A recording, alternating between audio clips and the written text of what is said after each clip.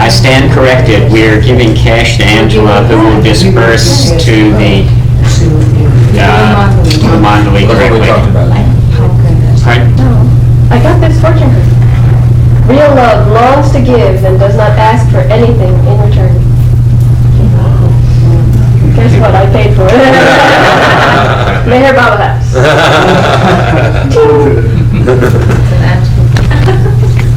So, without further ado, our dear favorite Allan Cohen is going to speak about the role of centers in remembering Baba more and more. Oh no, wrong theme. Wrong thing. Typical Allan. While you get the sound. This is just for the video. Yes, yes. Put it where your glasses won't hit them. That's good. Well, Jai Baba, everyone. And to the fans of the video. This would probably not be a best-selling video because the topic is specific in a way to New York. And I feel very privileged to be here, both in this fine facility and with the directors and the key friends of the directors of this most historic group. Think back. I know you take it for granted. I'm biased because who knows, if it were not for the New York Baba Group, I might not have seen a film in Woodstock and listened to the Winterfelds and Darwin Shaw and the Otts and had my head turned around. You'd be on the other side of the bars. I would be on the other side of the bars. Yes. Going through a spiritual awakening, no doubt. But late. Very late. I was reminiscing with, and I was very bad, but I think appropriately, saying to Angela that she and her designees would have to do some homework. And I was very interested in research on what Maharbala had said about the functioning of groups, as well as a recognition and a celebration of the history of New York City in the Maharbala world. Yes. While they prepare for this historical recitation, we know the outlines. We know that, in fact, on Maharbala's first visit to the United States, where did he come? That's right. And there was some groundwork laid by the ancestors of this very board of directors, the far ancestors. Nonetheless, if you look through history, you look through Lord Mayor, you'll find, as you know, Maharbala comes to the United States, he almost always comes to New York. Right? After his accident, he came to New York. Critical decisions were made by him in New York. Yes? Is this a coincidence? Was it simply a convenient airport stop? I say no. He does not do things by coincidence. So this, and as we have seen, the nexus of both catastrophic and creative events, which are so profound that you have to begin to suggest that the spiritual hierarchy has to be involved, rather than just Consolidated Edison. Given that, it's very interesting to drop in at this time in history, 2003, and look at it from, say, historians in the year 3000, or after Maharbala's next advent. What did they do? What did they do then? In a time where Baba's manifestation perhaps was not yet full on earth, where life had become more stressful, where individuals were at their limits in their personal lives, where space and time and location were pressing in, when the closest progenitors of Maharbala's message were down to 6, when heroic efforts, almost impossible efforts, occur where Bao the Energizer Bunny was able yet to make another visit. where there is talk of surrounding the tomb of the Avatar with a glass dome or some such. Superstructure. A superstructure, yes. Well, it's an interesting time. And this group, I know it doesn't seem like a big deal, but has taken responsibility for a major nexus of energy that the Avatar has seen the benefit of investing a tremendous amount of time, correspondence, and physical presence. While it's under attack. It's great. It's going to make a great movie. All right. Now, so we thought it might be fun. What's also fun is that the issues involved of a potential group, a potential center, any potential Baba group or center, is rife with juicy controversy and wild differences of opinion, and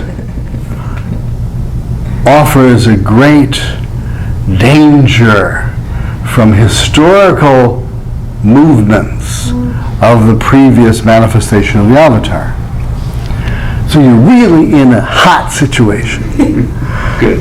What happens X years after the Christ leaves his body, Buddha leaves his body, Muhammad, in the key places of spiritual energy, for the first time in thousands and thousands of years in the Western Hemisphere?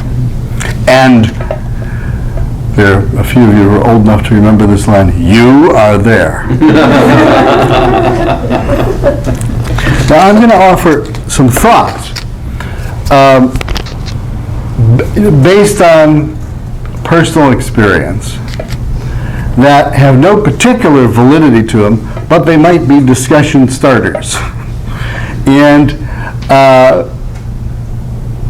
it's been helpful to kind of reflect on what the pros and cons and challenges and dangers are of Maharbala group or Maharbala center kinds of activity, how they've been structured, what the theology behind them might be, and how individual lovers of the Avatar fit in the context of potential collective activity. And that's my talk for today. Now, I've been associated with enough groups to know, at least have a feeling of what works well and what doesn't. I'll start with what doesn't. And I take it, and I'm going to give you 3 situations that actually happened. And I want you to suggest what spiritual principles are involved. All right? Fill in the blank. This goes back to the times of the International Federation of Internal Freedom. If. In the great psychedelic world of the 60s, occurring in 2 places. One in a rented motel near Zihuatanejo, Mexico, and the other in a 60-room, 3,000-acre estate just north of New York City, in Millbrook, New York. And you have to guess what spiritual principle is illustrated by these events, insofar as what you think is appropriate group activity or the responsibility of a spiritually oriented collection of people. And this is a collection of people who believed, in this case, that LSD and other psychedelic drugs was the key to higher consciousness and better living through chemistry. And because it was a small and dedicated movement, and because people wanted to collect together to be mutually self-supporting in certain locations, and because it was very controversial and raised the ire of certain parts of the establishment, it could well be defined as a group center kind of effort. Now the group went down to Mexico to study, one summer in the 60s, to study higher consciousness as revealed by LSD. At that time, the Tibetan Book of the Dead was our favorite text. We knew no Tibetans, very few dead people for that matter. Nonetheless, we thought it was an analogy for the death of the ego. It wasn't. It was a book about people dying, but nonetheless, we had no models at that time. People came down to be subjects for our higher consciousness experiment, and instance number one occurred when a scientist who had been working on some secret projects for the CIA and Defense Department, but was very curious, came down to have an experience. Well, at that time, the group had scripted psychedelic experiences where we, for 5 hours, would script the experience with music, with text, with incidents from people's own lives, considering what they wanted to do. And I don't know who was assigned to the scientist, but it seemed almost routine, like the launch of the space shuttle, which became an analogy later that one would lose a few psychedelic inner space adventurers, just as the space program lost a few of the external outer space adventures nonetheless. So I remember the morning after, we're sitting around breakfast and saying, well, how did so-and-so's session go? And some people said, it was great. It was terrific. Oh, good, we're very glad. Where is he? Is he still sleeping or something? And then the guide said, well, I don't know where he is. He must be around. We said, well, we should probably invite him for breakfast or something. You know, coming down is often a little hard. And so they went out to look for him. And half hour goes by, an hour goes by. Can't find him. Now everybody goes out to search for him. He's disappeared. He's totally disappeared. We went into town just to look around. No trace. Without a trace. It's a new TV show. Well, at that time, the group had to decide what to do. The group decided to ignore his disappearance on the basis that we could be in some trouble. Now, the question is, what spiritual principle do you think that violates? Self-responsibility. Self-responsibility. What else? Huh? Honesty. Honesty. What else? Service to others. Service to others, yes. I think those three are a good start. No, well, nothing ever happened. Except that after we returned to the United States, we heard what had happened to him. And he was found by the CIA in Mexico City.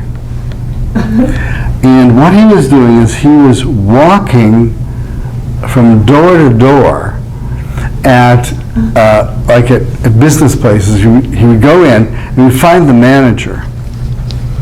And he'd say, you lost your mic. Oh, no, he didn't say that. He would go up to the manager. He would say, 2 + 2 = 4. That's it. And would walk off. He had a fantastic experience of the secret of the universe. 2 + 2 is 4. Could have been 5, could have been worse. All right. So that was not particularly great group behavior. Second instance, related to the third instance. Second instance, in fact, occurred in Millbrook, New York, at this estate. And it was a weekend, and it was the night before. People had taken relatively high doses of LSD, including Richard Alpert, Maharbala Ram Das, and Timothy Leary. Tibetan Book of the Dead was still the model. And we had heard through the grapevine that at least 4 egos had been annihilated that night. So mine was not particularly, but however, I was gently hallucinating over my oatmeal in the morning. It was very early, and Leary and Alpert came down, and they had been 2 of the 4 losing their egos. So I figured it would be mellow at least. But it wasn't. I heard voices. Voices were raised. Voices were raised in anger. I stopped hallucinating and paid attention. They were arguing over whose turn it was to do the dishes that morning. Now, what spiritual principle or theological undergirding concept do you think that possibly violated? Cheerfulness. Well, it was actually, this is a much more complicated one. It's called not walking the talk. All right? It's rare when egoless beings fight over whose turn it is to do the dishes. And that made a big impression on me, as a matter of fact. I said, somehow we don't have quite the key to the universe. Now this next thing, and I don't know whether it even should be recorded on video, but I'm going to change the names just in case the people are still alive. This was the most devastating example of all. One which has, to my mind, never been recorded. And yet, for this group, is so critical, it must be told. It involves this house of 60 rooms. It was lent to us by a very, very wealthy friend in Millbrook. And it was fully functional. One night in the group meeting, a difficult issue came up. And that was that Maisie, who was our 17-year-old Louisiana maid, live-in, said, I want to take LSD like everybody else. And the board looked around and said, oh, we're not sure that that's really a good idea, you know. And then she started to spout some of our universal precepts about how it was free and everybody should have access, should be legal and all that, and beat us down so that we had to admit that there was no basis on which to withhold this from her. So somebody led her on a session. The day after, guess what she announced? That she didn't want to be the maid anymore. She wanted to be assigned a boyfriend and become a member of the community. It was a terrible shock. But that's not the worst of it. The worst of it is what happened when she no longer did her maid work. Oh, you'll read in the historical books that there was conflict, that the group disbanded, the experiment disbanded because of doctrinal differences, psychotic incidents. No. The house became a total crappy mess and pretty much drove us out. And nobody was willing to pick up the slack. Are there any principles there? Self-reliance. A little self-reliance, a little service, a little fact that even the most esoteric groups cannot function without the most basic work. Okay. Maharbala did not clean the latrines in India for nothing. There's not only esoteric meaning, but there was exoteric meaning to it. All right? Now, Can I say something? yes. I think, Good, Keith. listen to the all three examples. It seems to me that the real spiritual principle that's not being adhered to or acknowledged is the assumption on the seeker's part that they have some sense of what's the best course for themselves, or what is actually leading to spiritual enlightenment, when in fact we really don't know at all. In fact, we had no clue. That was a problem. And I think that's a very good point. What are the elements? What are the central elements of any group or collective action, particularly spiritual group? And we can be, if you want, we can be a little sociological. Get our homework ready too now. That's good, Angela. All right. Now there are three really generic principles, I think, at least. There's probably more. One, and these things are often defined in law when groups become corporations, even nonprofit. The first is mission or purpose.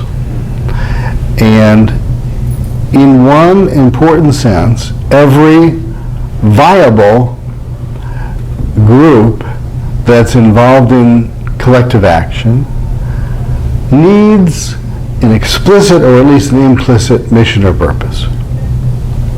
Secondly, and this seems common sense, the group is formed from an idea that there is synergy in numbers. Second principle is synergy. And that is an assumption that something greater can be done collectively than individually. Now, we must remember the smile. We will come back to the smile as a potential challenge to that. And the third is that no matter what, the individual roles or actions in a purposeful group must support the structure of the group and must be related to the mission. All right? Those are general. But what if we say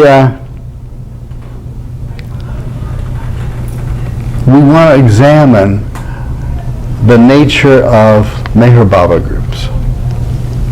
Now we know there are groups that have specific missions or purposes that, for example, are oriented towards preservation of geography. Yes? In other words, there's a responsibility to preserve Maharbala's tomb and the surrounding area. There is a mission and purpose and groups supporting the maintenance of the Myrtle Beach Spiritual Center. Right? There is, in Australia, a group trying to keep Avatar's abode together. And probably in India, there are smaller groups oriented around important places of pilgrimage or spirituality associated with Maharbala. Okay? There are also, and many of these, some of them are related to actual orders or suggestions by Maharbala himself, that he wanted certain things to happen. In other instances, Maharbala encouraged collective action to do work involved with either spreading or preserving his message. Okay? He created Sufism Reoriented, for example. He wandered around for 700 years till he came again, under some very strict guidelines, oriented as a collective more around the preservation of his message and the publication and the dissemination of media and other material that might support Maharbala's message. Baba supported other groups who were oriented towards spreading Maharbala's name. There were ebbs and flows in India, for example, with very, very ambitious programs and darshans, etc., etc. As you know, there were times in the United States, particularly in the 60s, where Maharbala encouraged the spreading of his name greatly. The other function that seems to be common to Baba groups was a really critical one, and was really responsible for his first visit there. And that is collective action to convene events where either Maharbala showed up, his mandali showed up, or were celebrations of times that were special for him, whether it's Amartya or his birthday. And if you look back historically, Maharbala was very supportive of all of those functions. Now, on the other hand, he surely didn't want a church. Oh boy. Ooh, he was tough on that. He was tough. He really didn't want a religion to be built around him. And he not only said it explicitly, but he shot down pretty much any attempts to create hierarchical systems which would separate people from him. And he killed it, most importantly, by being so inclusive in his message that nobody's left out. Now, the secret of a religion is to leave a lot of people out. The more the better. The more people a religion leaves out, the tighter the structure is, the more special you are. And the more cult-like it becomes, because it cedes power not to God within, but some external structure. So you'll see, for example, a very subtle, it's a whole lot of literature of Baba, wanting his lovers, on the one hand, to stay away from, obviously stay away from inauthentic masters and saints who would give you goodies, but also authentic masters and saints. And on the other hand, you would see and read about him visiting, responding to and respecting authentic saints and masters, using a huge amount of his time to work with the musts who are on higher planes, and totally respecting anyone's devotion, true devotion to another avataric figure. So it's very interesting. And that was part of his inclusiveness. Maharbala really didn't have any jealousy. And he wasn't jealous, that's really silly, of other masters. It's like you being jealous of your thumb. But if you used your thumb to get to California, you'd be slower than taking the plane. There's an analogy, sir, metaphor of the goods. It'll hit. That's right. It'll crash. It'll probably go. As Maharbala Baba said, take the Avataric Express. You can do anything else, and you're on the ordinary, what do you say, goods train, the old freight train. You can't not get there, but you can get there a lot faster if you take the express. So, whereas Baba was sensitive to and reinforced the divinity of his previous incarnations and reinforced the authentic devotion of any lover of God to any manifestation of God, because it all came back to him. He was very suspicious. Suspicious is the wrong word because he knew everything.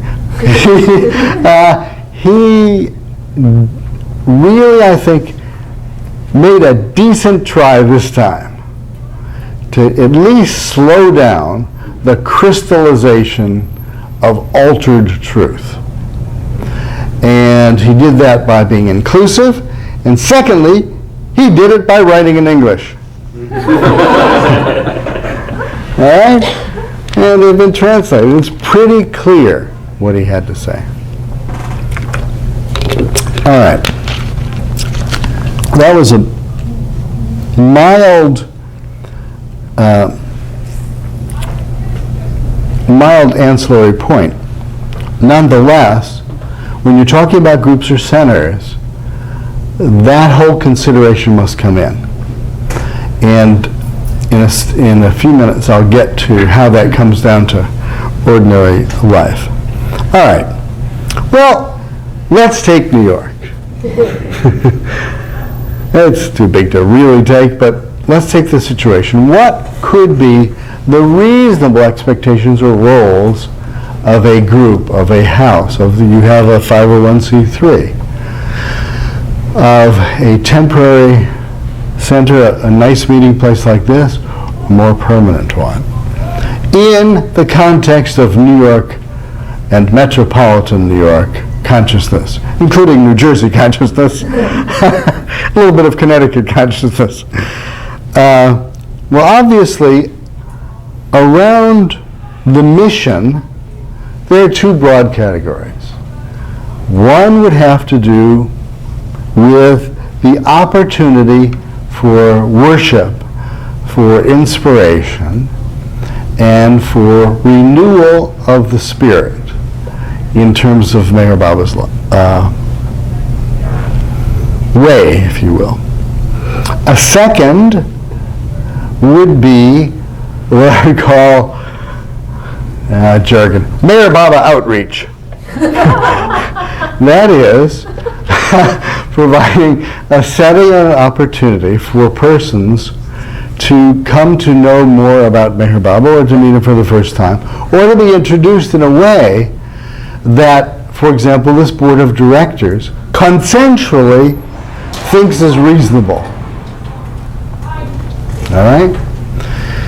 Because there's always, I know you've always had the fear that if a certain person, unnamed, but there's always a certain person, got to somebody and told them about Baba, they might not exactly tell them exactly what you might think best.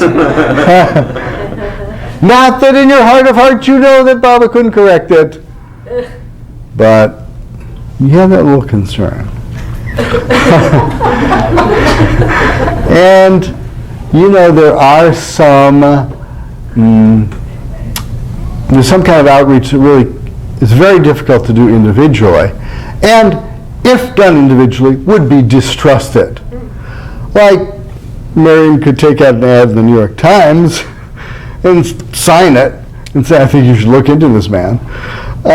Wouldn't have quite the same feel as if there were a bunch of folks who came from different walks of life, different ages, different professions, different religious backgrounds, who really saw something in this message and in this figure. So spreading Baba's message is another role that's related to a mission that often is connected to Maharbala groups. And arguably, on the surface, can be done with more force with a collection of people. All right. That's principle 1, mission. Principle 2, synergy again. By definition, it takes a collection of individuals to generate real fruition of a collective mission or of a group mission. So you need numbers if you're going to have a group. That sounds dumb. But you know, if you don't have numbers, you got to rethink. Okay? Why might this be spiritually beneficial? Collectivity of individuals. Well, there's two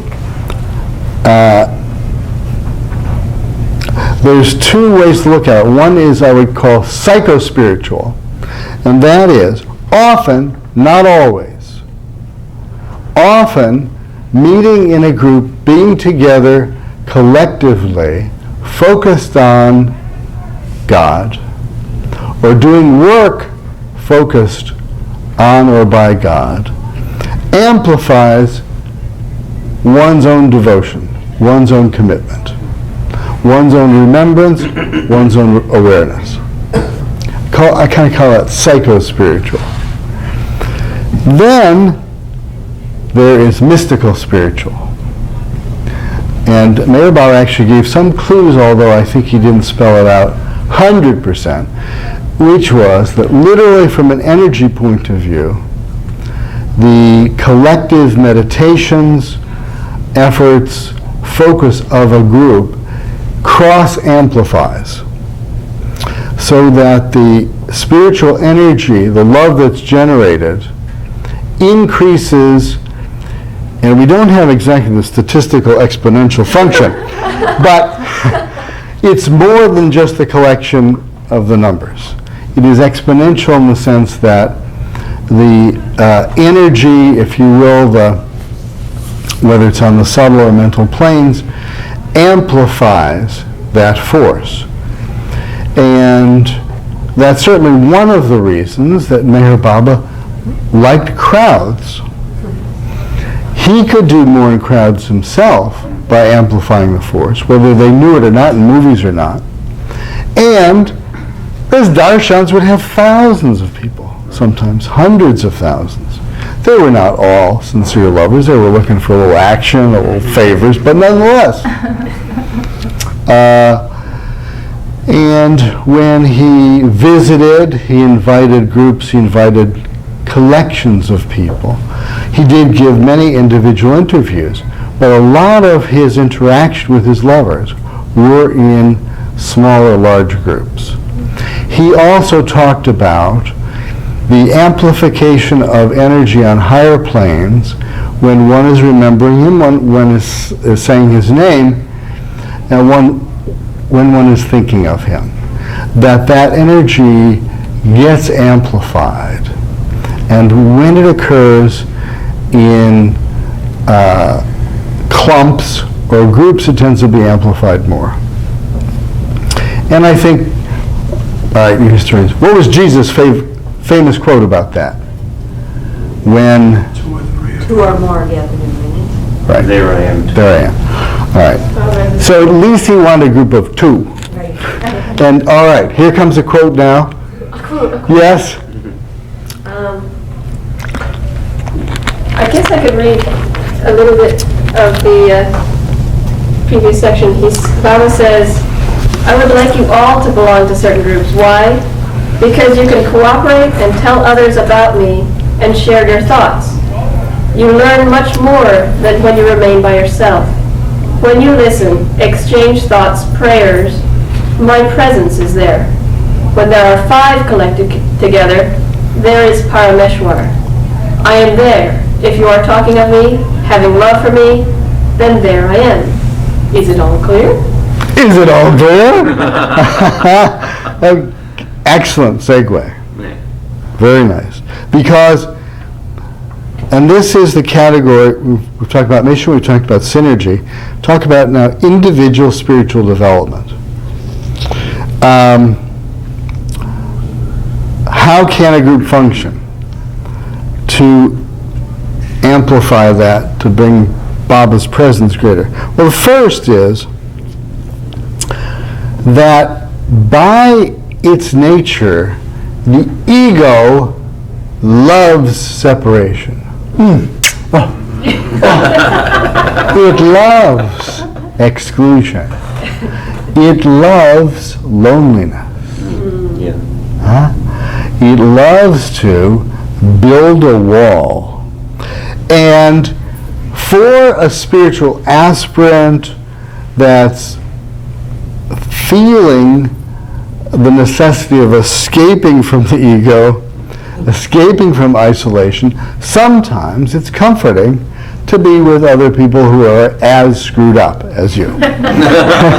But longing for the big time. Right? So on a psychological, psychospiritual level, getting together tends to challenge, tends to break down the isolation of the ego. Now that doesn't mean, again, that history has not shown quite the opposite. And in the East, the voluntary self-isolation of the yogis in the caves were at some time extremely valuable. Now, Maharbala has said basically, we don't get no caves in the West. If you want a cave, wait for your next incarnation, go back to the East. You ain't getting it here. This is action. North America, the West, action, no caves, gotta be in the world.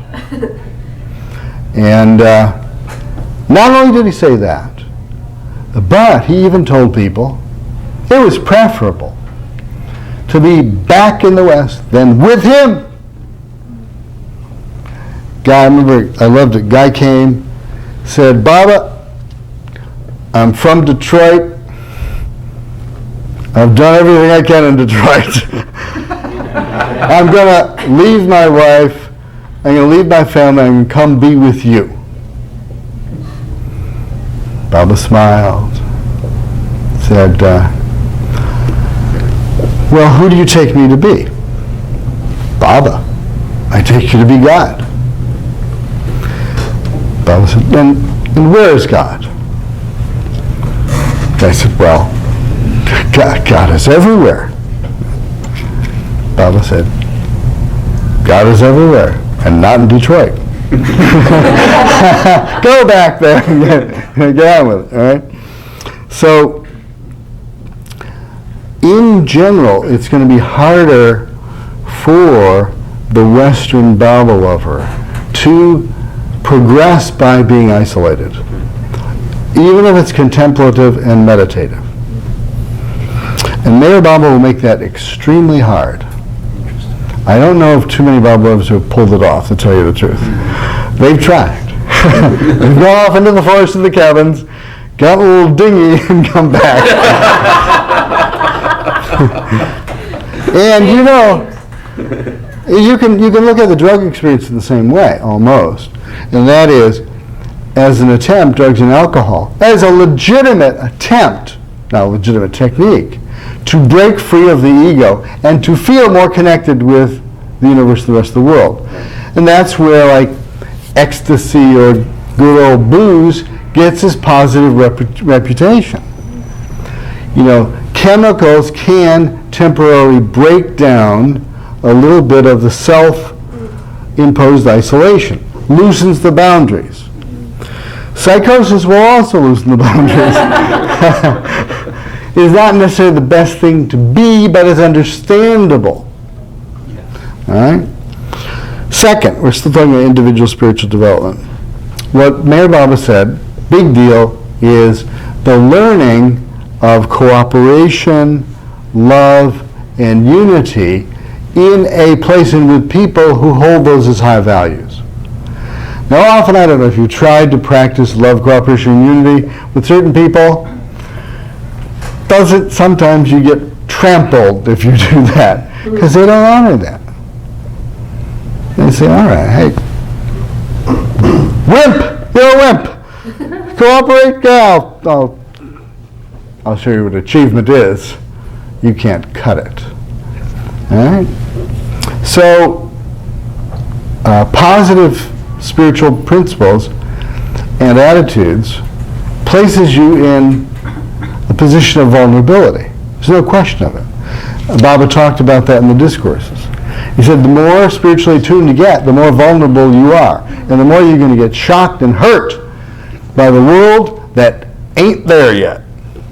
All right? And still, you got to hang in there.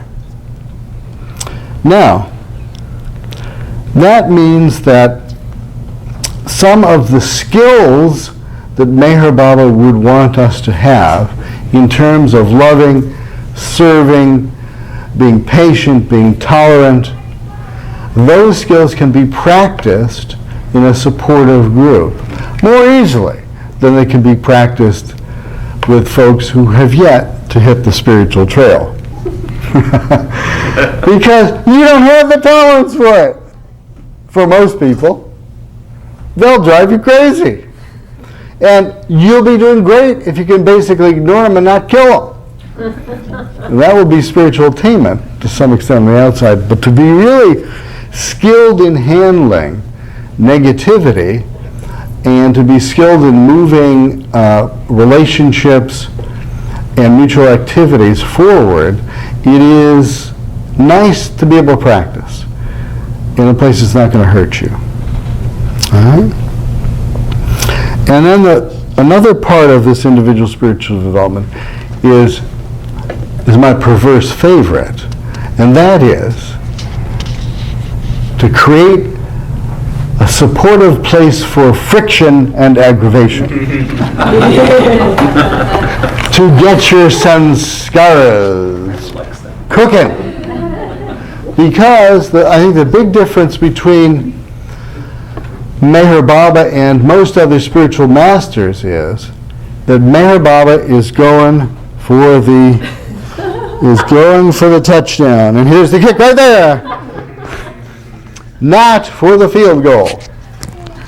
Now, in less esoteric language, that means he's interested in propelling the aspirant towards God realization, not just progress. So that, unlike many other saints and masters who only give pleasant experiences and encouragement, Maharbala sets up situations where the blocks to your progress, the firmest, most terrible blocks, and the sanskaras that must be overcome to really propel you forward, he guarantees that the situations occur that zip those off, that give energy to them. Now, bad sanskaras can be, there's not bad sanskaras, difficult little sanskaras can be more appropriately managed when people love you anyway.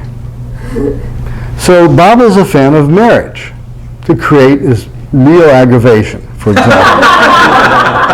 And he said the discourse is one of the few spiritual disciplines that can rub away the ego after years and years. You know, they really drive you crazy. Well, working with groups does the same thing. Because working with groups, you not only have the natural friction with the group mission and your own superior understanding of what should be done.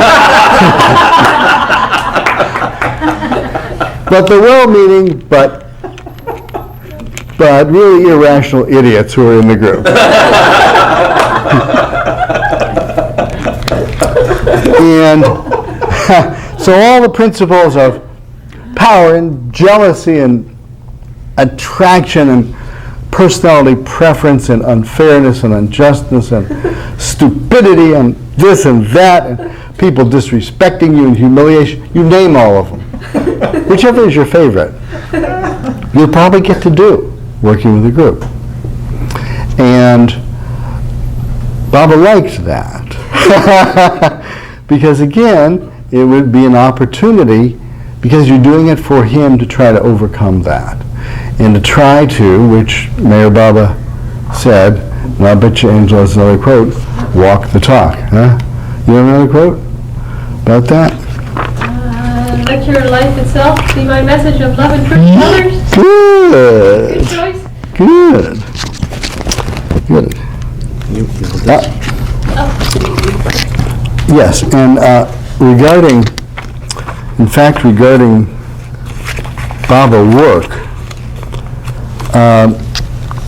he said,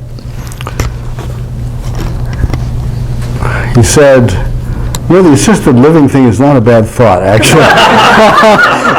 No, he didn't say that.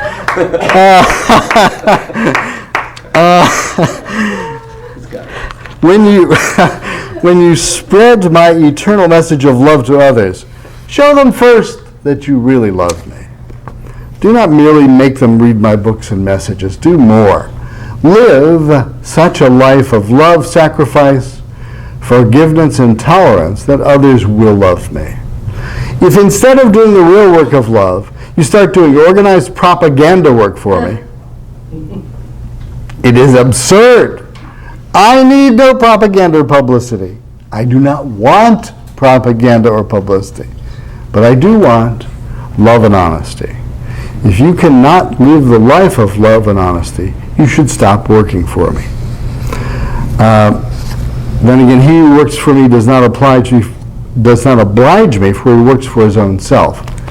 Now, in other places, Baba is a little easier on us, says, I don't expect you to live a perfect life, because you can't, but I'd like you to try. And in what he wanted was in work for him or in service, he wanted people to try, to live it as best as they can. And remember I talked to you before, he implied that if you could do it, do it. If you can't do it, try to do it. If you can't try to do it, then pretend to try to do it. All right? Now, there's another part of this individual spiritual development. That is a very simple one that everybody would probably agree to, and that is you benefit from the privilege of serving Maharbala in collective action for anything that you construe as his work. And that could be cleaning the toilet. If you dedicate, this group could say, we are the latrine group of New York. That's what we do. We go in and random acts of kindness cleaning toilets. And even if it were that absurd, it would be great if it were done wholeheartedly. In this service and in this interaction with groups, also you're forced to reduce selfishness. Because selfishness is negatively reinforced by feelings of unity, or rather positively reinforced by working collectively. So that if you will, in the sports analogy, the team wins, you win big. Whereas you can have a great day and the team loses, and if you maintain that it was a wonderful day for you, you're out of there, buddy. All right. And, also, I think a trick on Maharbala's point of view is simply that when one is involved in this collective activity, you're more likely to remember him. The opportunity for service, yes, is there. Service to humanity, yes. Although, if you recall, Maharbala said that service that moved people towards spiritual freedom was the greatest service. Yeah. Because all other physical and mental and sociological service was relative, and you get it one life or another. But moving towards spirituality is real service because it trumps everything. In terms of the effects, the most positive effects, if you will, of this kind of sincere collective activity would be and could be seen as the blending of lives together serving higher principles. This is very powerful, changes atmospheres, People have walked into Maharbala gatherings and been blown over by the vibes, just the vibes. That's just hooked them. They didn't even know what the message was. But whatever the energy was, they wanted more of it. And then, the ultimate effect of walking the talk, of being able to apply the highest principles that one understands in everyday life, and trying to understand that even in the minuscule, dumb affairs of life, it matters how you are. And it helps Maharbala. He doesn't need the help, but he could use the help. You know what I mean? He's not dumb. If he's got people who are spreading that kind of energy, it makes his big-time job of upping the spiritual energy of the entire earth and universe a little bit easier. Now, let's talk about the other side, very briefly. Group work orienting towards a mission served by a collective group is not easy. There are a lot of barriers. What are the barriers? Well, you got the simple barriers, the natural barriers. Time. Although time does not exist, really, it appears to, and you can get busy in that time. Second is physical space and limitation of where your bodies are at any particular time. So if it's difficult to get into the city, that is a limitation of the ordinary laws of the universe. Another barrier is, although it's a challenge and nice too, is the diversity of personalities who come together around Maharbala. The diversity of lifestyles, of contemporary values, of taste, of personal history, and of style is not a natural connect. You find in other religious orientations where the theology is so rigid, everybody has to behave the same, and the moral code has to be the same, and everything is laid out there, and you do sense a little similarity in the people. They seem friendly, but you wouldn't want to get them in a dark alley either, especially if you're a non-believer. So the Maharbala people are about the most diverse demographic, ethnic, theological group that I know of. And Maharbala likes that. He likes diversity, but it is very difficult to work in a group where people have lived much of their lives under wildly different styles, conventional, unconventional. I could go along a lot of dimensions. And when there's such diversity, there's a natural tendency for the ego to be judgmental. Say, well, my lifestyle is better than the other person's lifestyle. They waste all their time working. And I'm doing poetry, you know. Or on the other hand, you know, they've been married 6 times. You know, whatever the differences are. So those are the natural kinds of barriers. The ego barriers are obvious. The ego is basically lazy. The ego doesn't like to change. Does not like to change. Oh, it doesn't like to change. Oh, no. No. So it doesn't like to change its habits, its style, its preferences. And collective group involvement challenge that, force that, to break habits and to break down the ego's preference. Doesn't like that. It's a barrier.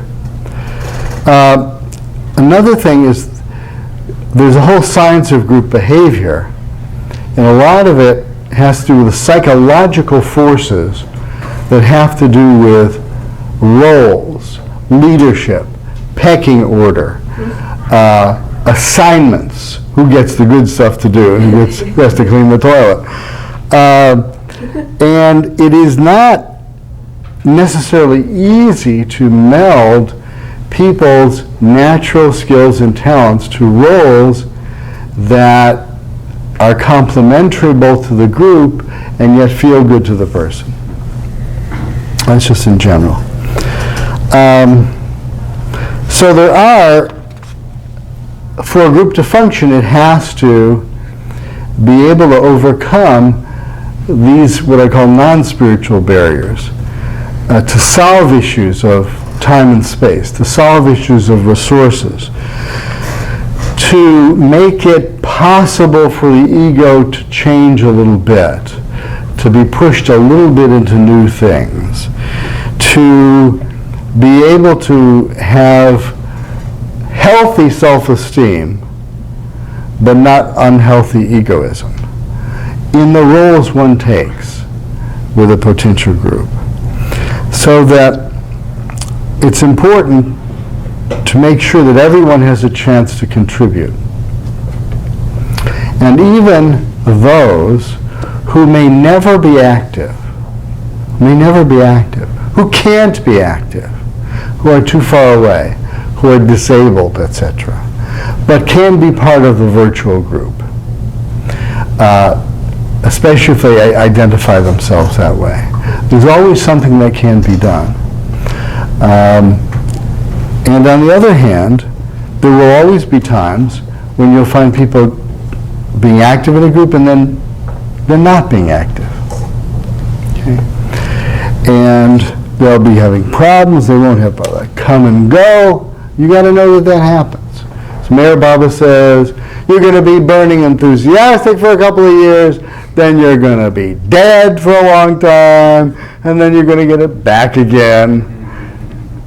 Same thing happens with group activity. In New York, if you look at the history, this has been a place with very, very vibrant, probably most important groups, convening groups and stimulative groups in the United States. There was a time when there were fighting groups in New York City, right? There was, I think, a dead time when not much was happening, because in a certain sense, our collective group mobility has increased with the internet, with the possibility of travel, with India, etc. People can more identify with a larger collectivity of Baba lovers, not so much local. But you know what they say in Washington: all politics is local. And in one sense, when it gets right down to it, all Mayor Baba activity is local, goes with you. So it begins to be important. We don't know the time in which Baba is going to up the energy and have more and more people get interested in him. Nor do we know the times when there's not going to be ersatz Baba groups. Right? I mean, they're just waiting for people to have the experience, as has happened in India. Well, I'm the new charge man, or charge woman. I'll just have a little group. No, I'm not starting a religion. But if you want to know what Mayor Baba is saying, he's speaking through me. That's going to happen. People with a little bit of charisma. And in a vacuum, that can be very confusing.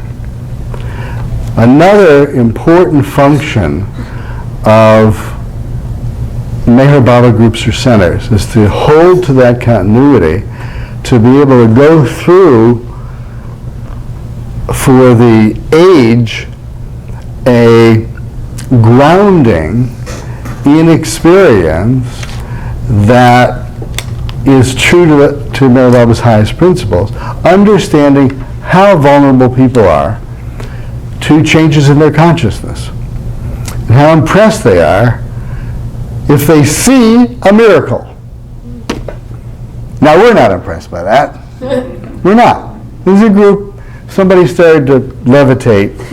We would take a picture of it, but we would think it was in bad taste.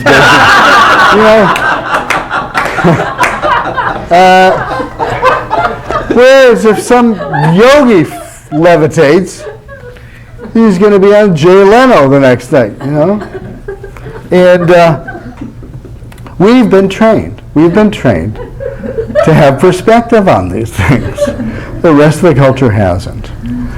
And that's a tremendous responsibility in a sense for the lineage of Maharbala people. Because if you look historically in the past, how easy it is for the message of the avatar of the Christ to get distorted, the authority for which is a lousy, wimpy miracle or two, right? Or, you know, somebody manifesting an object in the air, which Indian teacher does now, or I think somebody's watching over him, but nonetheless, it's very impressive. It's very impressive to most people. If you can do that, you must have the truth. No. If you have the truth, you wouldn't be doing that. Show off. Anyway, so there's a larger role for Maharbala groups, particularly now when we're going to have to rely more and more on the internal connection of the avatar. There's going to be a time you can't write to India and say, well, at least Bal will tell me what to do, or in the old days, Mera Armani. It's going to be trickier. I mean, Maharbala has laid out everything that needs to be laid out, and it makes the connection, but it's going to call for more grown-up behavior. And that should be fun. But, and a group of like-minded, devoted people who are really guided by Baba will be able to hold that together. That doesn't mean, again, there's probably at least, I'd say 50% of all Baba lovers will kind of do it on their own, or they're in that process at any time. But the role of the group or the center, in a sense, to keep that center and to manifest love and unity and to manifest Meher Baba's message is probably going to be a function that will be necessary. And the responsibility, say, of the board of directors here or in other groups will take more sacrifice, less ego, more honesty than Baba groups in the past, who could take orders. Myrtle Beach Center, much tougher without Mrs. Patterson and Kitty Davy there, isn't it? In a certain sense. But in another sense, the growth of individuals involved in those kind of responsibilities now is much more profound, because it really has to be done well.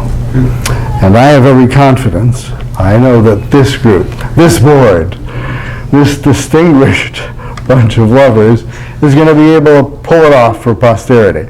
I don't know how, but I think you really will. And anyway, I talked too much again, didn't I, Angela? But I have a question. Yes. I hear what you're saying about us leading, the board leading this group, this Baba Church in the future and whatnot.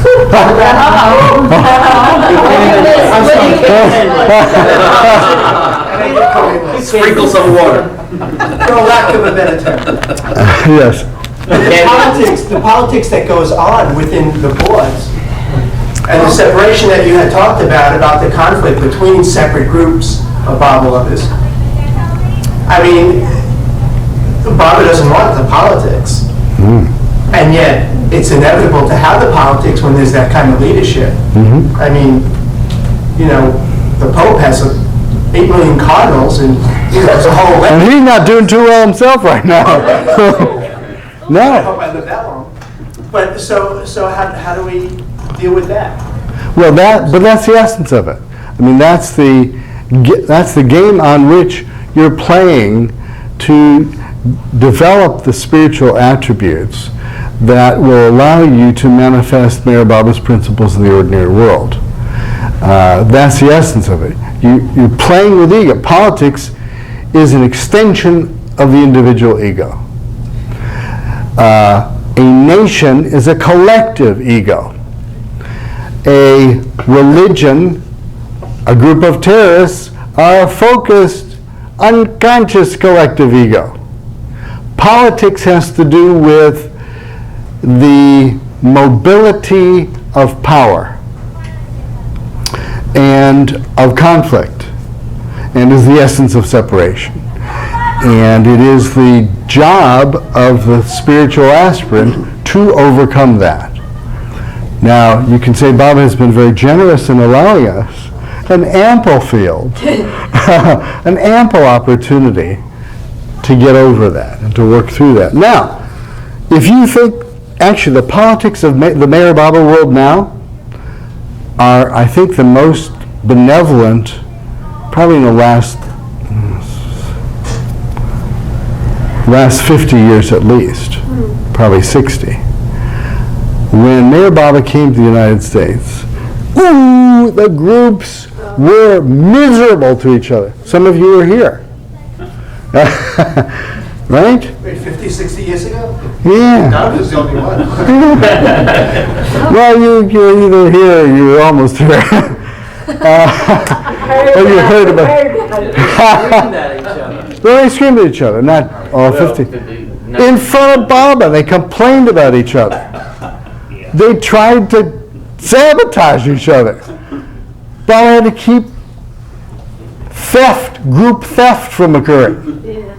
Groups to try to recruit other people out of their group, upstage them. They'd have events on the same night to frustrate the, celebrations. They were mean, but they were all devoted to Maharbala. And, he had to straighten them out a little bit. And I'll never find it, but I love that.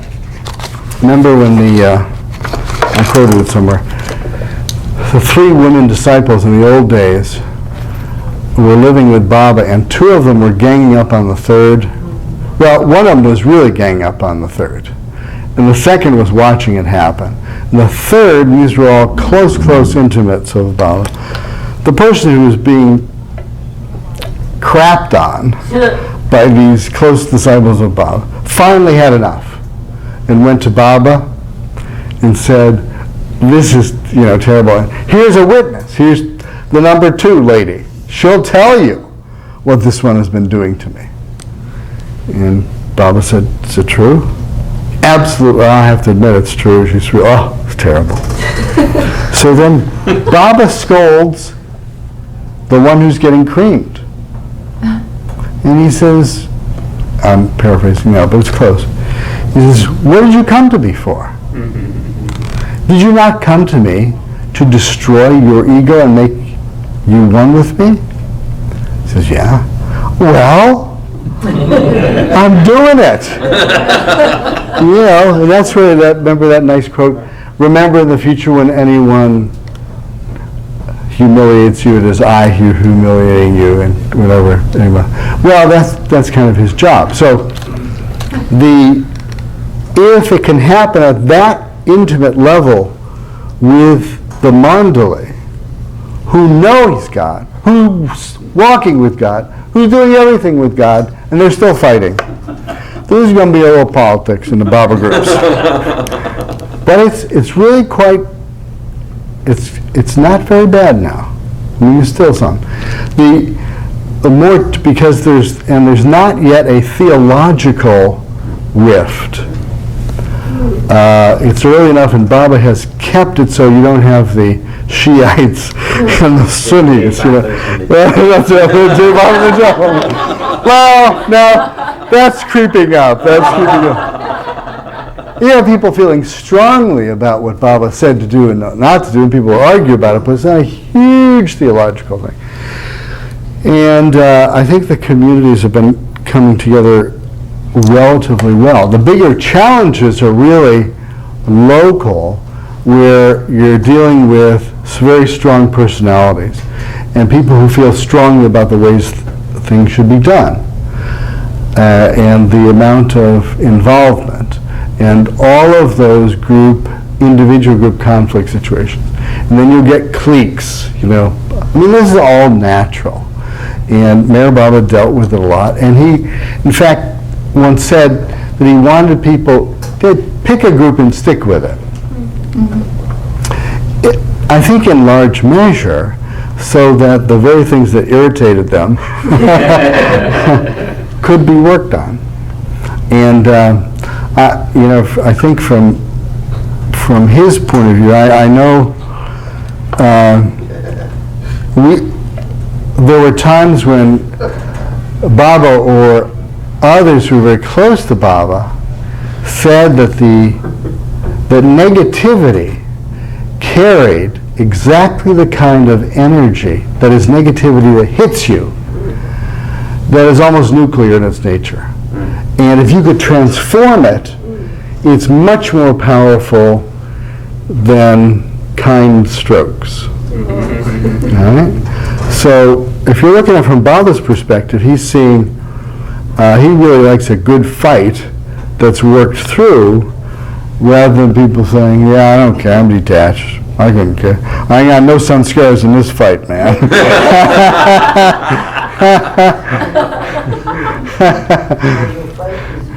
So, in other words, I think it's natural and I think it's difficult, but I think it's nothing that Maharbala didn't anticipate, and it's nothing that Maharbala didn't work through himself with people on the ground. So it's a good thing? It's a good challenge. It isn't necessarily a good thing. It's like, just because you learn something from a war doesn't mean you should create another one. Right? So one would hope that the nature of the collectivity would be more and more mellow over time. Even if the individuals are different. That is, the energy can be carried. It's carried in a place, it's carried in a room, it's carried in a network, and it's carried from tradition. And that's why, we hold dear those people who have been with Baba for a long, long time, because they carried that network of energy with everyone they've touched. We have our eccentrics in the Baba world. There's no question of that. Most of them. Most of them, that's right. In fact, I haven't seen a normal person in a long time. That's what the other path is for. The other spiritual path. They're for normal people who don't have emergent sanskaras that really need to be dealt with. There are many lives that can be lived in this one life and gotten through. So is there any group wisdom here that's been cooking? Just our West Coast counterparts, I'm sure you've heard some of the stories of their internal discussions, but I spent a lot of time out at Maharbala, and I've heard those stories. And one thing about New York is that pretty much we all totally disagree with each other. That's a big help. But there is this sort of laissez-faire humanity that pervades the city itself. Yes. That's right. And that's why, see, you can argue that's why New York is so important. Because it can adjust to New York, New Jersey. I don't mean to discriminate here. The greater, it can accommodate to a much broader range of humanity than some other places. In the Deep South, you gotta hold it in a little bit, and you've also been through a lot, and it makes you theologically more flexible. Whereas the West Coast,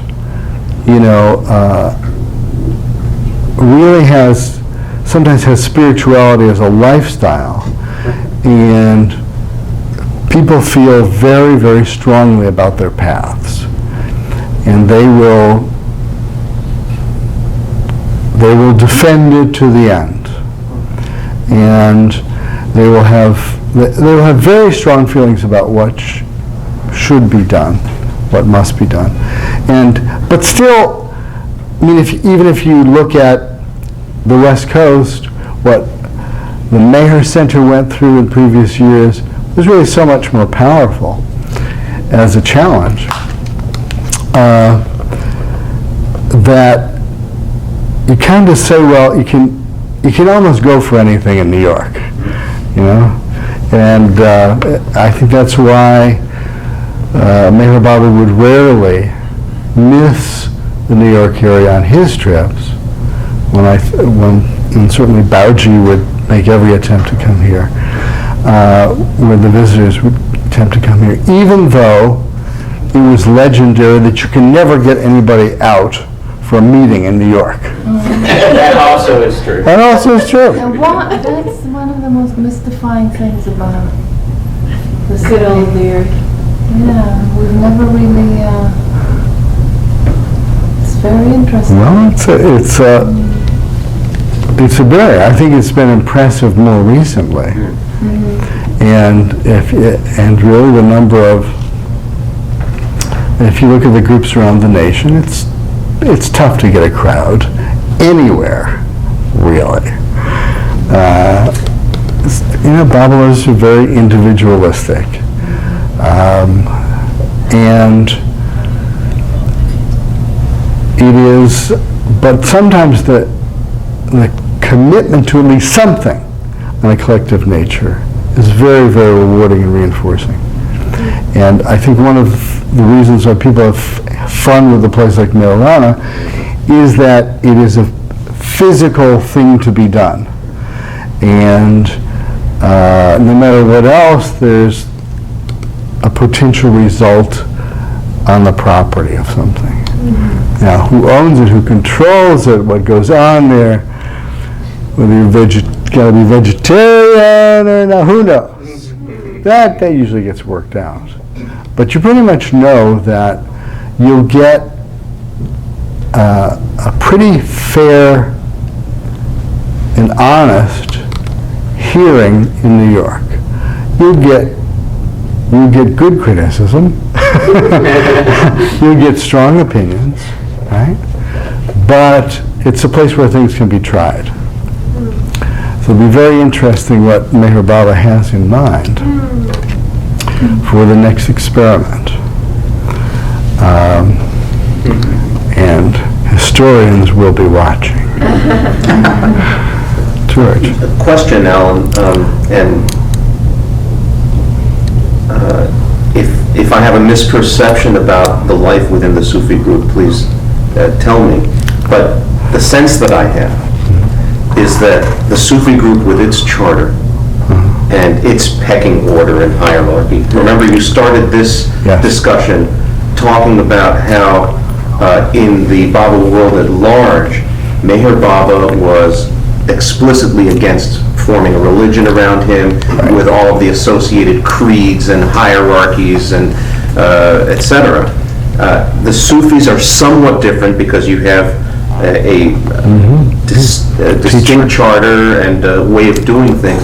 And I guess the question I have is, as you've been talking for an hour and a half about groups and the prospect of doing more with the center, what kinds of challenges would a group like ours be up against that maybe the Sufis navigate more easily and readily because they have hierarchical structures which the Baba world at large does not? And how would you recommend or coach us to kind of get over those hurdles in the absence of such structures? That's a good question, isn't it? Well, and there's the answer. It's Jeopardy. That's right. The new Baba House rule, no cell phones. Those people who just don't turn their cell phones off in the common. You see, there it is. It's another rule. Lock the door, don't let them back. Now, here's a good opportunity for compassion. All right. Well, in the case of communities that have been basically set up by Baba, historically the ones in India which surrounded his ashram, and in the case, for example, of Sufism reoriented. There has been an opportunity to work on these things for a long time. So the mandali got worked on for years and years and years and years and years, and got shaped up. And thus, the result, even if you took their spiritual status away, was of the quality you can feel of the rough edges being taken off, tremendous tolerance and tremendous humility, even with their spiritual status. Now, Sufism's been operating now for over 50 years under charter. Sufi group has also had a great deal of opportunity to work on these elements. All right?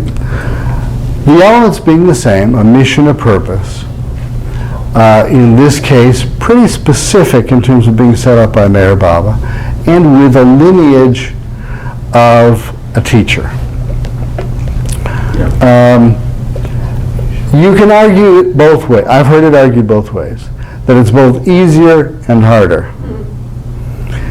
It's easier because there is precedent, there are structures that are set up, there's a huge amount of group activity, there's even group living kinds of situations that make it mandatory that people will have to learn to live together in a degree of unity and tolerance.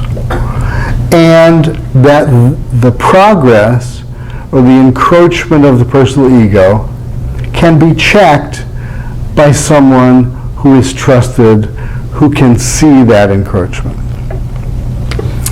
That sounds easier. The harder part is that almost, you could argue, too much is expected of the members of that group, such that it becomes sufficiently challenging that it's not a lifestyle, or group membership really isn't compatible with most people or most Baba lovers. So I know. It was hard. I know that. I know.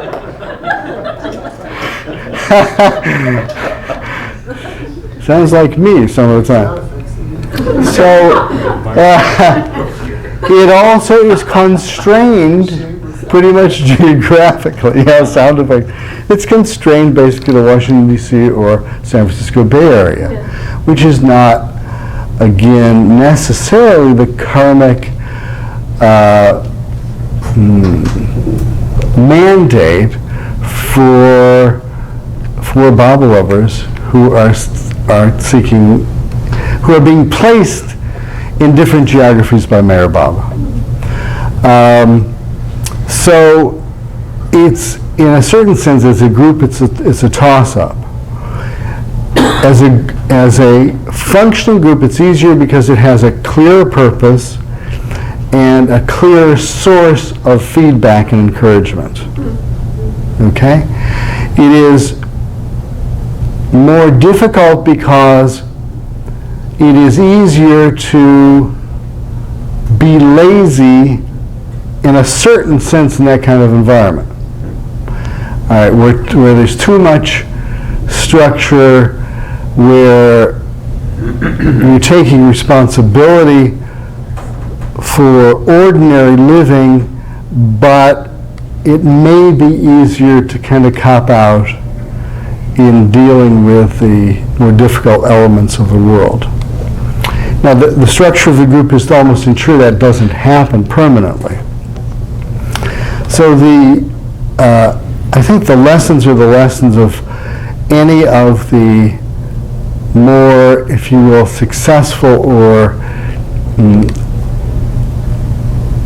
apparently spiritually learning groups in Baba that have occurred, and that is certainly the willingness to put up with other people, basically, if you really come down to it, okay?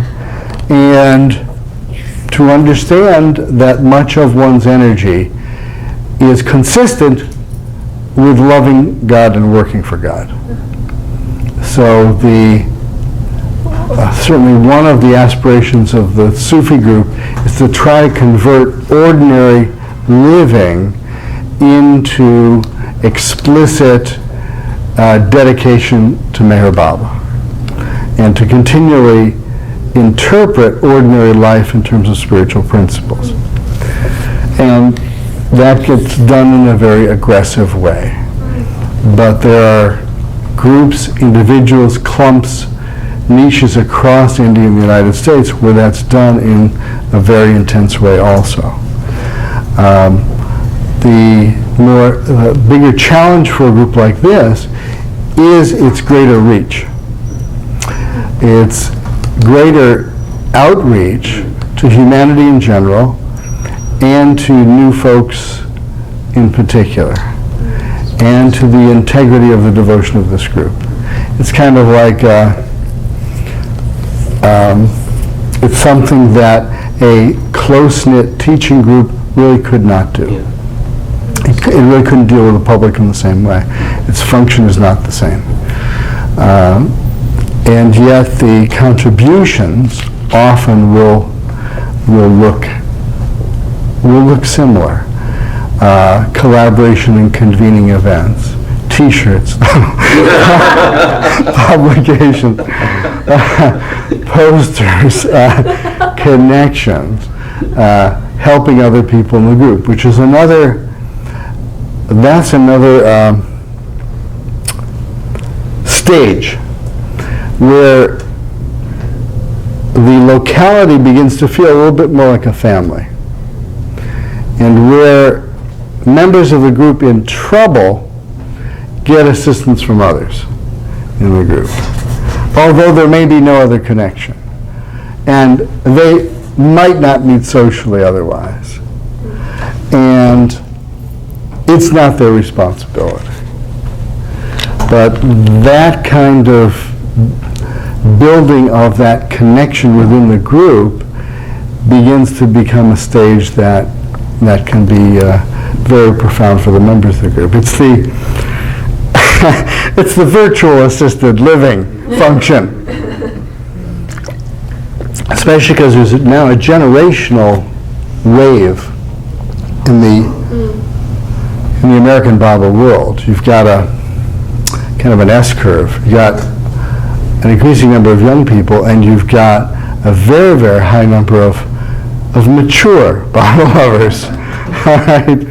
And it's the generation of mature Bible lovers that really has to, I think, pave the way, pave the foundation for the rest.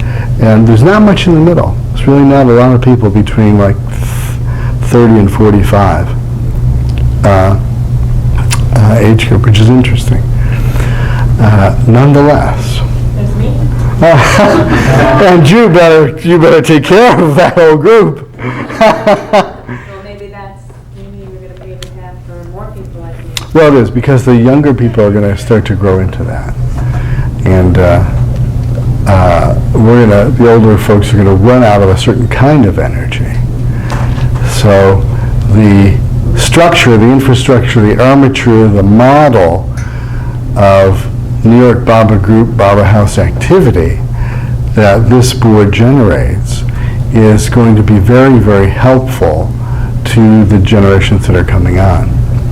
And the collective experience you all have, and you've all served in many, many ways over the many, many years, in ways that you could, all of that is preserved on some subtle level that can be used.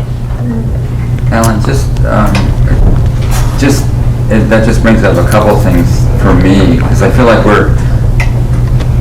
I don't know if we're in a more critical point than any time before, but it feels somehow critical, and that, just tying in a couple things that you said, we're losing the models of the monolith, the intimates of Maharbala, and what we're creating now is going to be what people who come to Baba have a connection with. That's right. So I think like Angela said, we're God in human form and we can create whatever we want to create. Well, we're God asleep in human form. So we have to be careful what we create. That's right. And we have That's to, right. we have to really be vigilant to make sure that it honors what we know Mayor Baba is, what we know of him. Well, I actually seem to think that that's part of the progression. Alan mentioned earlier about how there's more of an internal connection that we all seem to be seeking, and with the loss of physical presence of the man's life, that will definitely evolve, hopefully, and that could be an emphasis and an expression, direct communication. I mean, we definitely have so much history and blah, blah, blah. No, I think both very profound thoughts. And ultimately, that's the nice thing, we do have a lot of history. I mean, we have so much history. We have so much recorded history. One footnote is we should say that New York was also the first place Hazrat Anaya Khan came. That's right. That's exactly right. And right, for many years was the meeting place for the introduction of Sufism to the West, was in New York. So something is definitely happening here. Something is happening. Yeah, we have a lot of history. Probably more, I think, it's almost getting to the point where it's almost would be difficult to read everything that's been written about Mayor Baba. Coming very close to that. That it would, I think it would take a couple of years. Probably 3 or 4 years now. If you added the films, the videos and the CDs, long time. But a lot of history, a lot of models. There seems to be a concern in a lot of Baba groups about fundraising and how to go about asking for money, how to go about raising funds. Do you have any principles, any guiding principles we can rely on? And it's okay to raise funds. Is it okay? Well, what do you all think? What do you think? First, how many think it's okay? That's a good. I think That's it good. depends how. All right. Now you didn't get to that yet. All right. Who would like to volunteer some do's and don'ts for fundraising which has now been approved? Oh, but was it second? We had a study meeting on money a couple of weeks ago. And so we dug up some juicy Baba quotes on the subject. And one of the takeaways, one of the upshots for me that really surprised me, I didn't come in with any particular predisposition, but we studied part of the section in the discourses on Maya, false valuation, Maya Part 1, how people can make mistakes in 3 ways: by giving more importance to things than what they actually deserve, by giving less, absolute more, absolute less, and then a gradation of more or less than it actually is important or unimportant, and all the trouble that can lead you into. And then we went into a discussion of money, which was kind of interesting. And, you know, when I put in finances in the search engine for Lord Mayor, I came up with 17 hits. And not all of them were really about principles. Some of them were, well, they discussed finances. Right. But on a few occasions, and we printed them out and discussed them in the group, Bob was talking about his way of going about doing things. And he thinks big. He says the normal way of the world is you carefully lay your plans and you go to the bankers and you make sure that you have the finances all set up in a line. He says, I don't do any of that. I just think big and without any finances and without any expectation of finances. I just go ahead. He said, I like to do that and I do it. Now, I know we're not Meher Baba. Yeah, yes, but The takeaway for me was, it was really kind of very uplifting. What I saw with a combination of the discourse on false valuation and the incidents about money, was that Mayor Baba saw it for what it really is. And a lot of the fear and trepidation that we have about it is our own self-imposed or, veiled perception of the truth, which is that it's nothing into nothing. And when I kind of consider what he was doing, he was playing it, he was just playing with it, and it was neither the root of all evil, nor was it the source of all good. It just happened to be an element in the cosmic play. And you see him playing with it very, very freely and without any sense of contraction.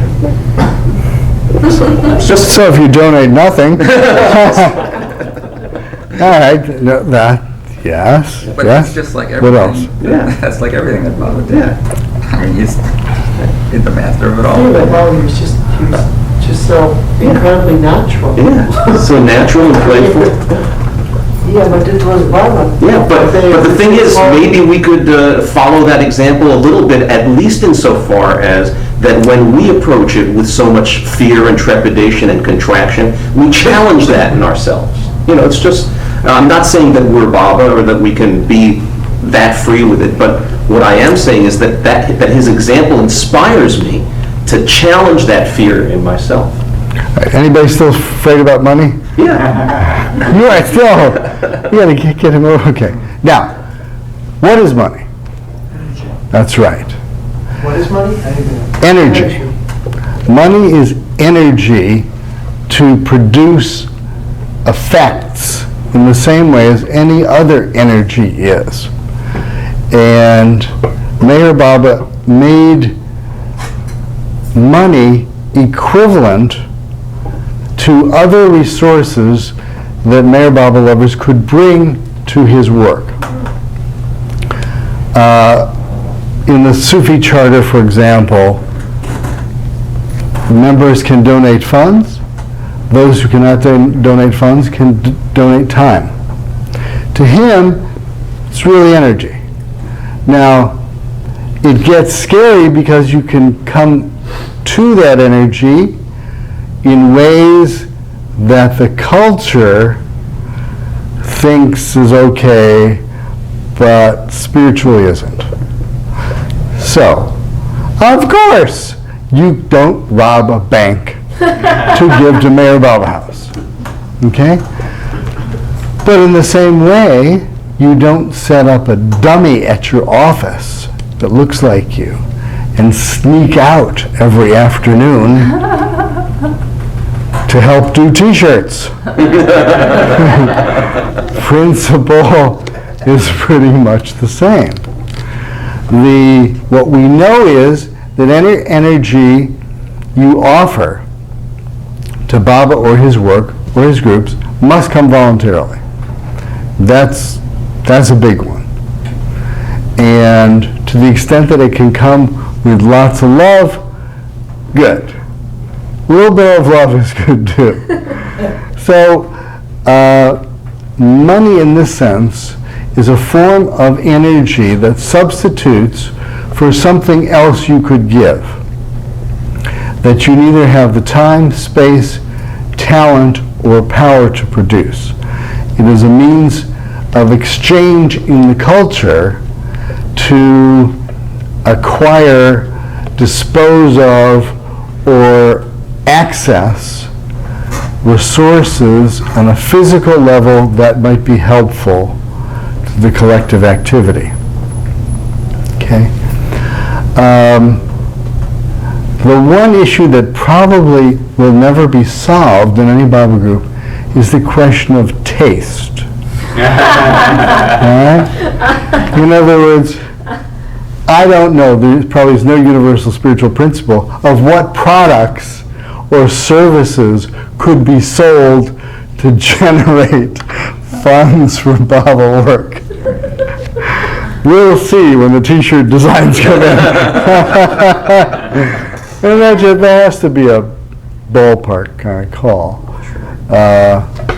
The other thing is that individuals who are not Baba lovers or consciously involved in helping the Baba work should not be taken advantage of. They should not be cheated for that. That is, if you sell to the public, or if you look for donations to the public, it has to be honest, and it has to be, it should not be oversold, obviously, and it should be on the up and up. No miracle t-shirts. No miracle t-shirts. No Calvin Klein t-shirts that have been autographed by George Chen. Huh? I think so. No holy water. So, to the degree that, and I think one often good check is it possible for us to accomplish this without the use of physical dollars? Is there a way to get services or products donated? That way you always know, if you ask that question, the answer is no, there's no fear. Their donations. And, often the experience is that if you try and you do it in the right way, if something needs to be funded, it will be. Somebody you never knew dies and leaves a huge estate to the Baba work in New York. It's something, Baba will get done what he needs to be done. Fundraising is done in a loving way, in a non-discriminatory way, in an anonymous way, in a way that's not forced, and that's fun, and that can include activities that also will build group skills or resources or experience together. I think that if it feels okay, it's probably just fine. Again, I wouldn't, if we look at money just as another form of potential energy that can be used well or not so well, all the principles of Could I ask a question about that? If it feels okay? Well, collectively, that's why you have a board. And that's the nice thing about working towards consensus, that every one of us is every once in a while going to make a mistake about what feels good. You can count on that. Hey, that's okay with me. But when you have your collectivity, with this diversity and this kind of response, usually that consensus works pretty well. Well, that goes back to the politics question. Mm-hmm. It does, in some sense. But each individual can still do what feels right and good to them. Now, if they want to then contribute that energy to, let's say, Maharbala House, then the board should approve it. Just like Woden can paint his pictures, and if he wanted to donate one of those to the Maharbala House. The flip side is that we can't look down our nose at the people who don't want to do it. Yeah, well, no. Everyone is encouraged to make whatever contribution they can, whether they wish to. And that's the perfect contribution. No more, no less. No more, no less. Because it's all necessary. But a lot of the contribution is directed towards having others, getting other, you're contributing time or effort to get others to contribute. Whether it's producing something or asking for donations or something like that. Now that's a good point. And that's something to watch out for. It's the famous telemarketing phenomenon. If 90% of your effort goes to get 10% of the energy free, then something's wrong with the strategy.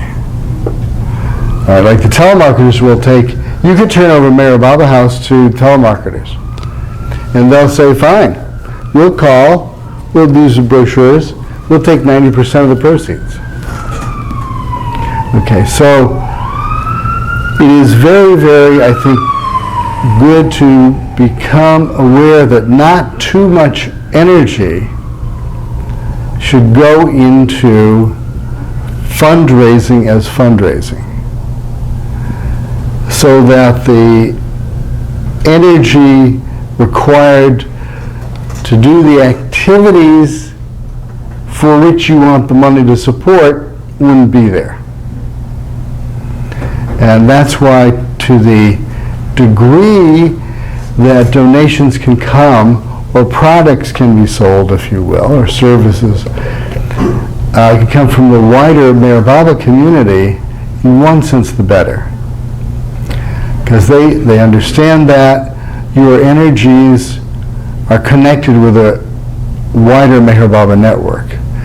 It's when you start going outside to try to get donors who are not necessarily, don't know about Maharbala, that it gets tricky, because you can almost spend infinite energy trying to raise money from the general public. Now, that doesn't mean that individuals, in fact, I get very creative ideas and say, if I make a profit, I'll give a certain amount to Maharbala work. But that's not the same. It's not quite the same thing as a kind of a group decision to do a fundraiser. Right. But New York is so savvy about money. It's pretty ironic. Yeah. I'm just curious, the idea of selfless service in all capacities is ideal and really nice, but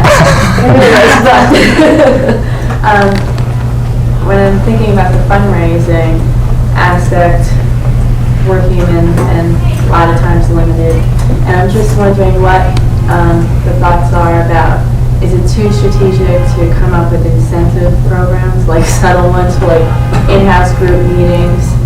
Like obviously any donations are anonymous and they're voluntary, but in terms of energy, just like the first thought I had coming to my mind right now is like if people came to meetings and we signed our names, and then as a show of graciousness for the donations, we offer once a month a book to just any member, just as an example. Or mini lottery. The mini lottery, right? Yeah. Little mini lottery. Something like that. Like raffles. In terms of strategizing income, is that kind of incentive idea? It's just one or could be many, is that just too much? I think anything can be discussed. And what you're talking about is kind of a transferring the kinds of incentives that people might spend money on outside of the group for spending in the group. What we've seen in the past is, for example, people donating their services at a discount to others. I think we had a hairstylist who had a week in which $15 of her normal fee would go to Baba work. The mechanic giving you an oil change for somewhat less. A internal garage sale where people might acquire junk from each other, instead of from the general public. So if there's a way to raise funds that you ordinarily would spend, if you play the lottery every week, you'd be willing to participate in internal prizes, raffles. That's one thing. Yeah, but if you wouldn't, then that wouldn't probably be a popular thing.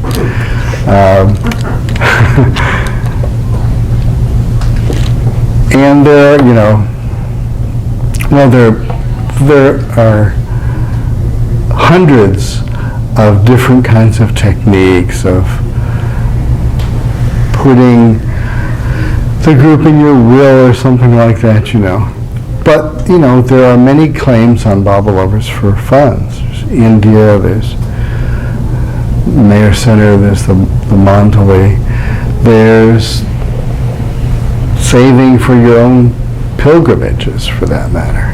So all of this really has to be balanced. But to the extent that I think if there's something that can be given that really doesn't cost anything in terms of energy, or in terms of something that can be contributed, that always is the safest. You can always feel comfortable about that.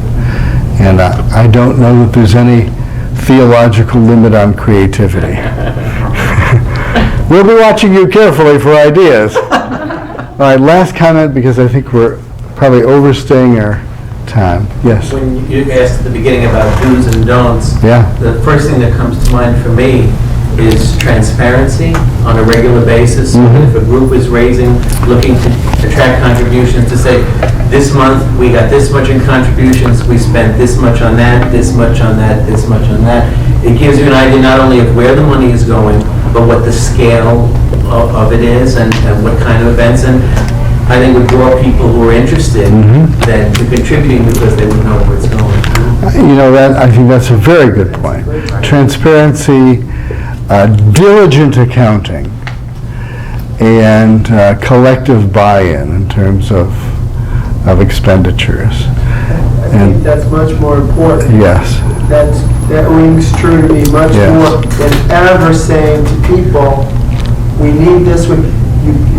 You write it out, it goes out with maybe every 2 months, this is what we put out, this is what we take in. And this way people use their own awareness of what they have, what they feel, to do what they want to do, and it's spontaneous in a relationship to Bob. I think it should be kept fairly remote. Very nice. But that's more of an expense, so we have to do more fundraising to get it. I think that all the money basically is Baba's. So that, and Bob was natural and big, but the thing that was obvious is he was particular and meticulous. Meticulous about that. If he sent somebody out, or one of the Maharbala out to do something, it would be to the penny for this or that. So that just rang so true. Transparency, everybody sees it, everybody has their conscience, everybody knows what they feel, what they think, and no one's to say or imply what they should or shouldn't, or put a judgment on, that's a lot, that's cheap, this is a little, 10%, 15%, that becomes a religion. And it's offensive to sensibilities. It should just, we're here always in relationship to Baba, and he sees at some level everything, he does everything. We're not necessarily transparent, but we're open. Well, I've never really been open. But I mean, we're open about our finances. If anyone wants to ask or come to a board, we're always inviting people to board meetings, they can find out.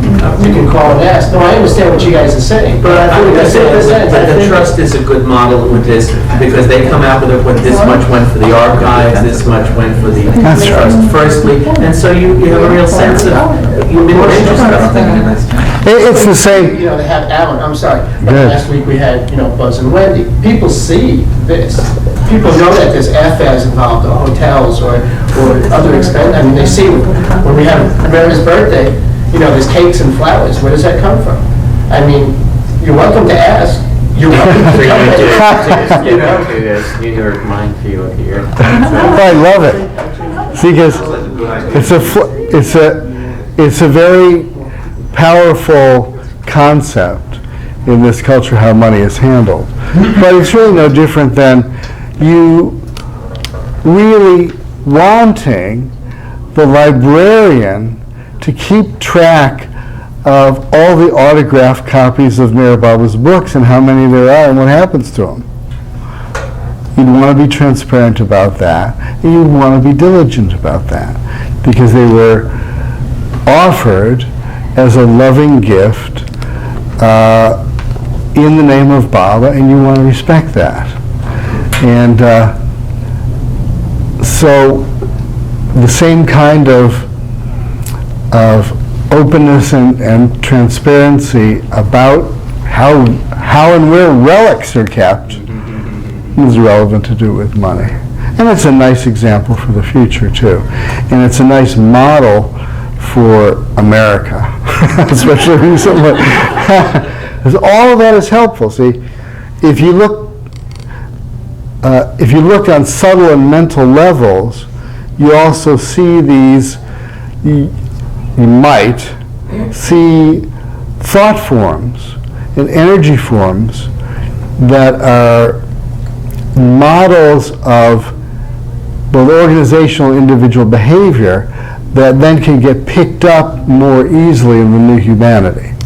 So Baba would start things and he'd knock them down, right? There's something about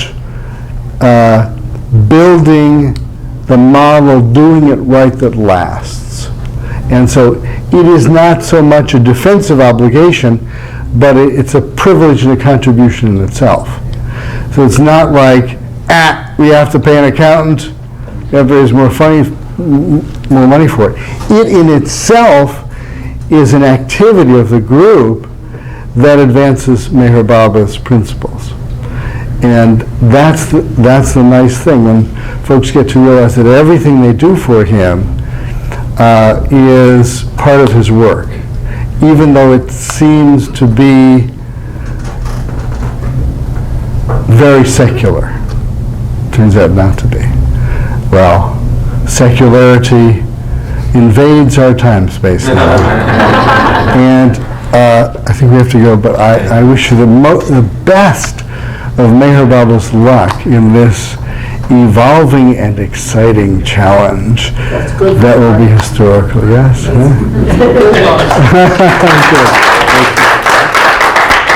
Jai Baba.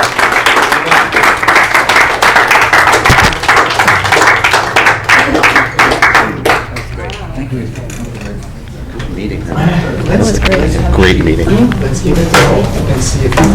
Let's take some hugs.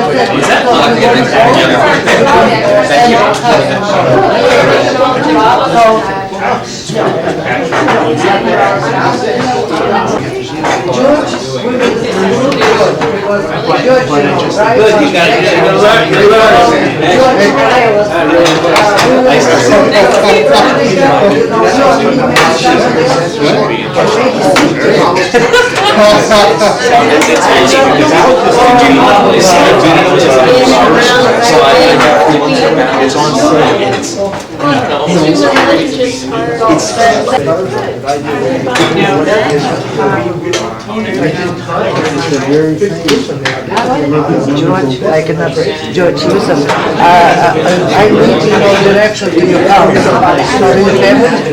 Well, I don't have it written. No, I mean original because no, George will try to but he always forgets. And of course I have no idea. When I call you, you might be so he will call you. I am not sure that he remembers, and I don't have any memory. Okay. Okay. Okay, so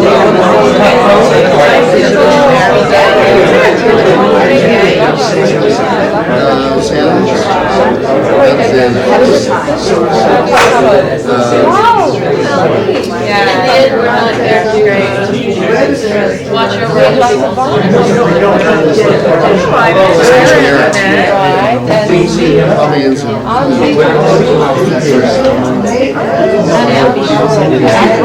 way.